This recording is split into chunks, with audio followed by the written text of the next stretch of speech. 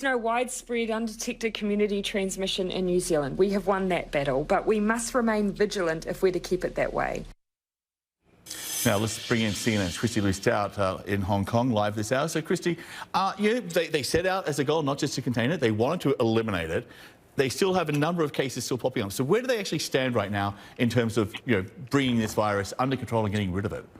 Well, in New Zealand, the fight is still on. What is happening right now is a cautious reopening. As we heard from Prime Minister Jacinda Ardern in the last few hours, New Zealand is not out of the woods yet. It has, yes, been under a very strict lockdown for almost 5 weeks, which on the face of it, it looks like it has been very effective. Look, this is a nation of 4.8 million people with 1,500 confirmed COVID cases and 19 deaths. That seems to be an achievement, but New Zealand is staying vigilant. They're staying on alert. Now, they have moved from a level 4 alert to a level 3 alert. So what does that mean? Well, in terms of the economy, it means that they're opening up 75% of the economy. About 400,000 additional workers, in addition to the essential workers who've already been working. 400,000 workers will go back to work, but that also means everyone else will continue to work from home. There's also something that's been mandated called contact-free retail. For those in the retail and catering industries, they have to engage in this. For example, allowing only curbside pickup of items. In regards to schooling,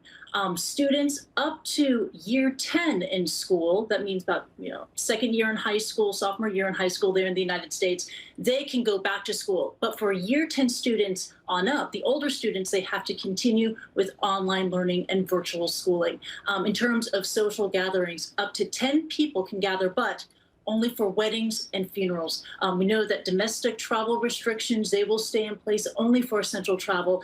International overseas visitors to New Zealand will continue to be banned, not allowed into the country, which has had a very punishing and detrimental impact on the economy in New Zealand, which is so dependent on tourism. But despite that negative hit, it is incredible. You look at an approval poll, it says 87% of Kiwis approve of the strict lockdown and continuing strict social distancing measures in place there. John?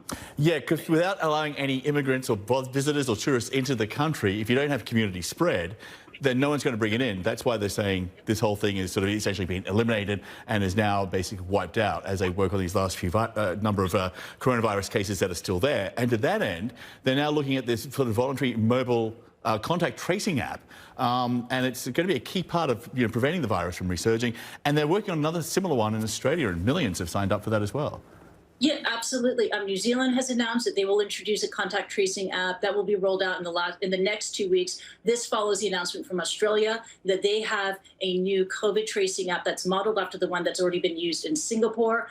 There are a lot of privacy concerns about contact tracing apps. They're trying to pacify those concerns, saying that only health department authorities will gain access to the data and the data will be deleted after the pandemic. But there's also an additional concern, which is not just about privacy, but also effectiveness. I've talked to cybersecurity experts who say that there is a risk with these contact tracing apps that we rely too much on technology. They can generate false positives as well as false negatives as there continue to be asymptomatic carriers of the virus. John?